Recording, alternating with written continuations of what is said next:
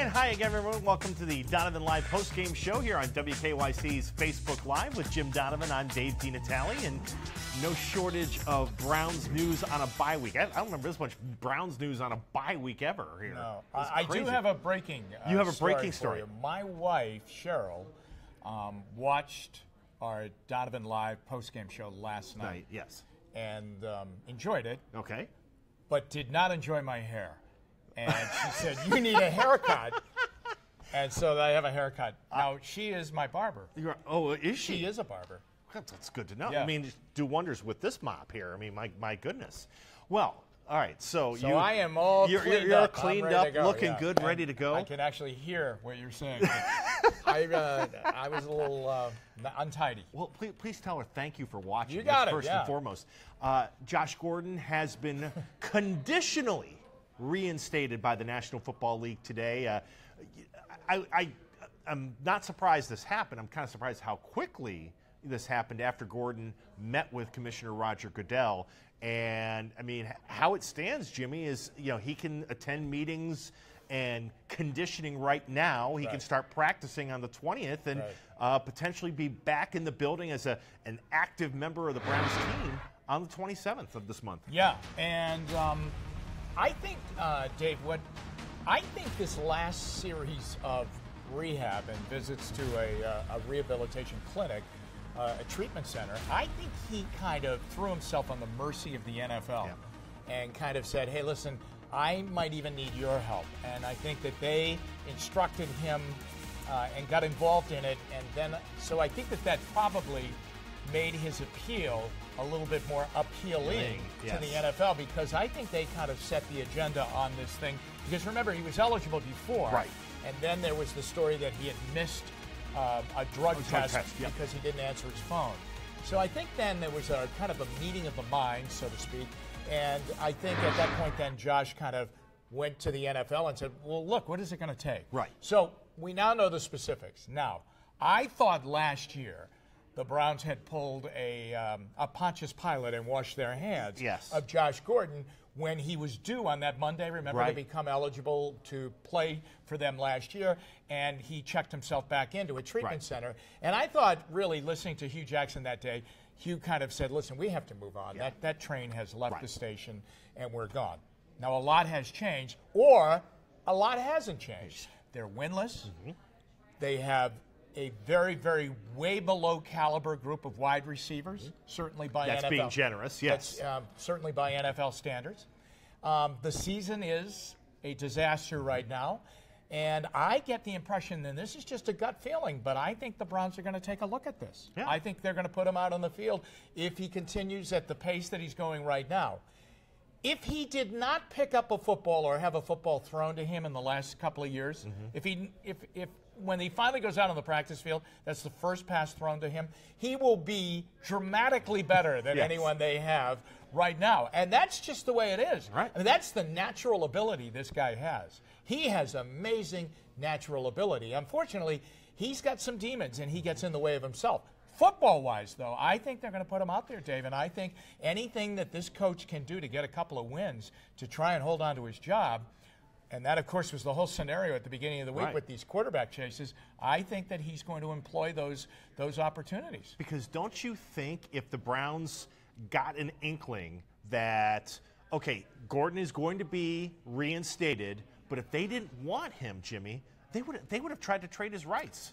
Yeah, well, there was a story yesterday, I think in the middle of the afternoon, that they were seeking or testing the waters of trading his contractual rights. And maybe that's why they were late with the paperwork on the Bengals deal. I don't know. But, I think at that point, that's the card they have held on this whole thing, is that they have his contractual rights. And whether Josh Gordon likes it or doesn't like it, it really doesn't matter. Those are the rules of the game. He doesn't have much to say about it. It's not like he comes back and he's a free agent. That's why they never outright cut him. Because they could have done that a number of times. You realize ESPN Stats and Info put this out today. I just was boggled my mind. Since Josh Gordon last played in December of 2014, the Browns have had 8 different starting quarterbacks since that time, and they have won a grand totale of 4 games. Wow. And that was, I mean, remember 2014? I remember. That was the year when the Browns had playoff fever. Yeah. They were 7-4, and Gordon came back for that game. Starting with that game in Atlanta. That was his first game back, right? The Atlanta game. It was, and they won the game, but it wasn't because of Josh Gordon. No. In fact, he did not really play that well in that game, and that was when you picked up the first hint that.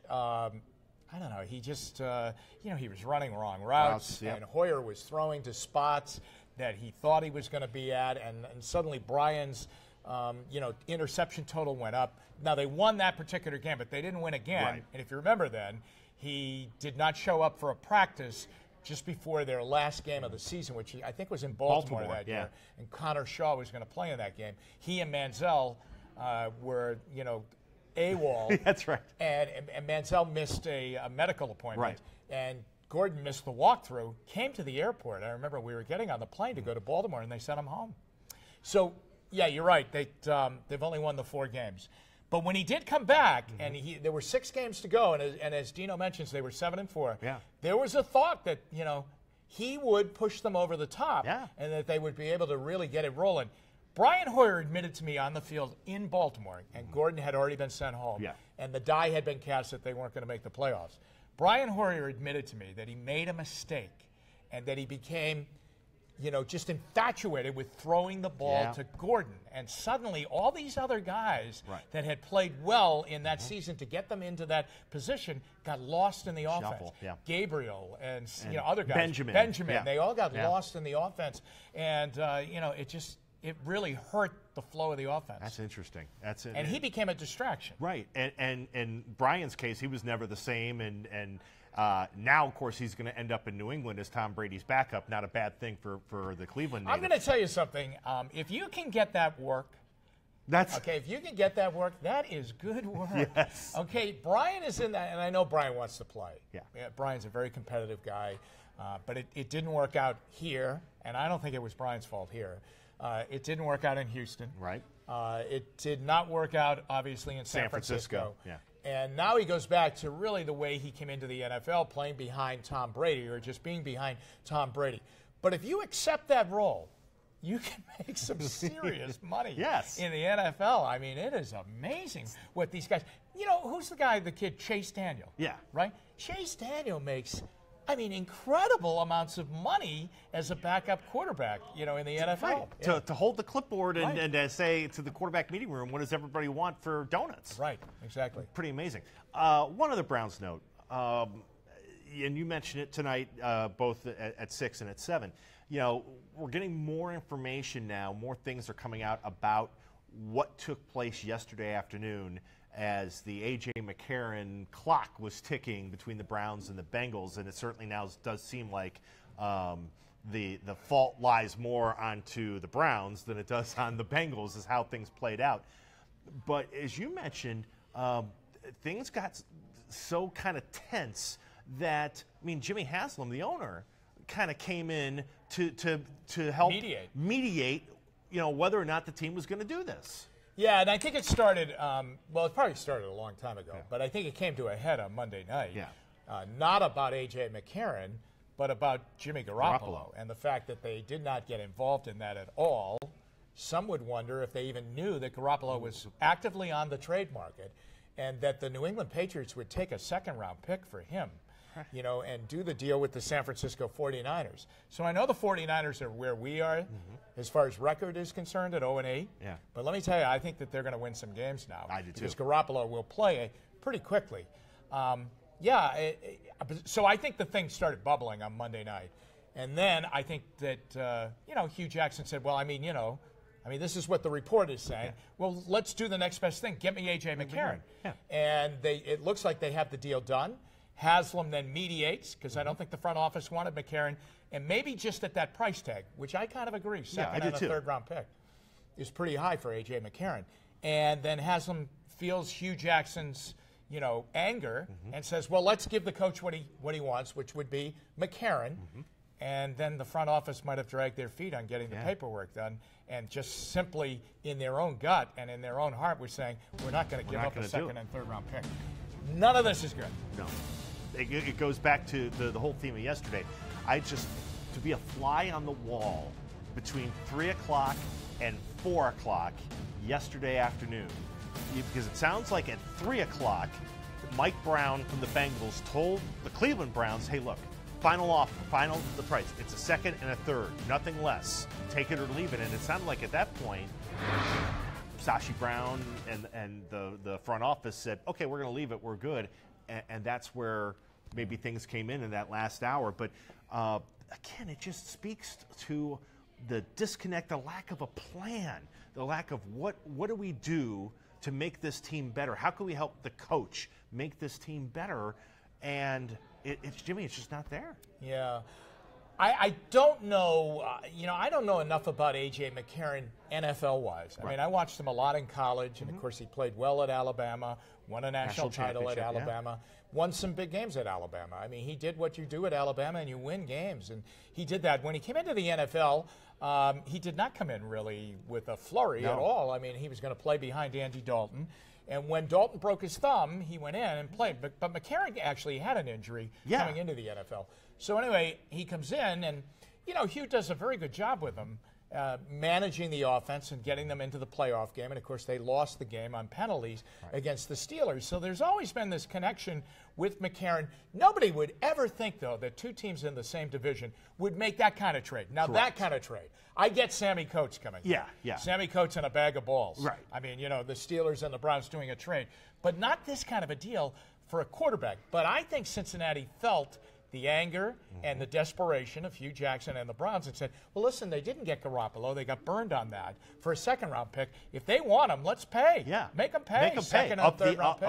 Up the ante. I mean, at one point they wanted a first-rounder for McCarron, which is, of course, ridiculous. I mean, they weren't going to do that. But, yeah, I mean, they were trying to squeeze the Browns, and it didn't happen. And I don't know. The Browns are off now for the rest of the weekend, from now until Monday. So, maybe some of this will start to fizzle here, and the Browns can kind of rest, relax, and refocus. I don't know. Well, in the last couple of days, there are winners and there are losers, okay? The winners are the San Francisco 49ers. They won. Yes. They got their quarterback, okay? They didn't have to wait for Sam Darnold or Josh Rosen or whoever else. They got a guy that's cowboy from Wyoming. A guy that's pretty well ready now in Jimmy Garoppolo.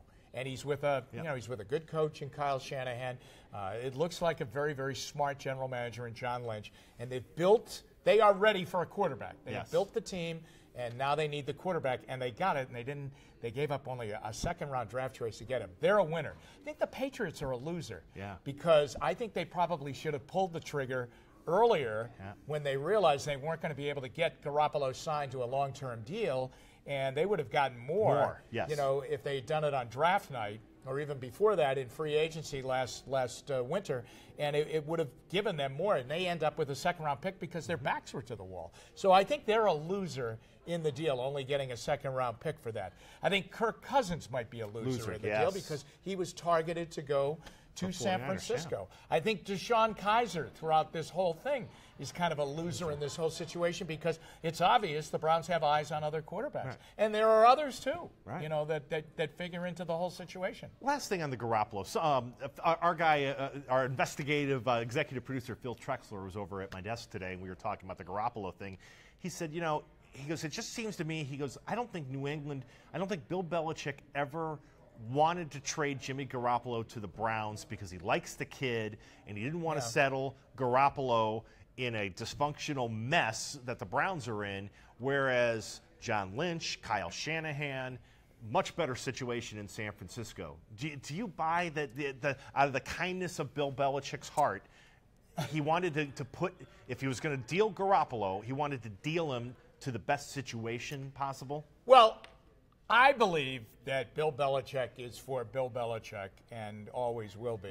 So I think if he could have gotten a better deal, and if it was Cleveland, I think he would have taken the better deal. Okay? Let's say the Browns offer them a second and a third, and San Francisco just offers a second. You obviously are going to take the second and the third, right? I do believe that Belichick came out and said, listen, the kid was a straight-up kid. Never complained about the fact that he was playing behind Tom Brady. Did everything we asked, and because of that, you know what? We put him in a good situation. Now, all of that sounds very good. Like welcome wagon stuff. Okay, but the fact is, I think Bill Belichick, is in it for. He's in it for him. He's in it for him. If he could have gotten a better deal, a sweeter deal, then I think he would have taken that deal, whether it was Cleveland or anybody else. Jimmy, as always, my friend, thank you so much. Thank you. And we thank you. By the way, coming up here on Facebook Live, I'm going to go from one Hall of Famer to another. Russ Mitchell is going to join me a little bit. Russ is getting inducted into the Press Club Hall of Fame tomorrow night. Very going to talk to him about that a little bit. So Russ will join me in a little while here for a conversation. So hope to see you then. Until then, for Jim Donovan, I'm Dave DeNatale. Thanks for watching the Donovan Live postgame show right here on WKYC's Facebook Live. All right.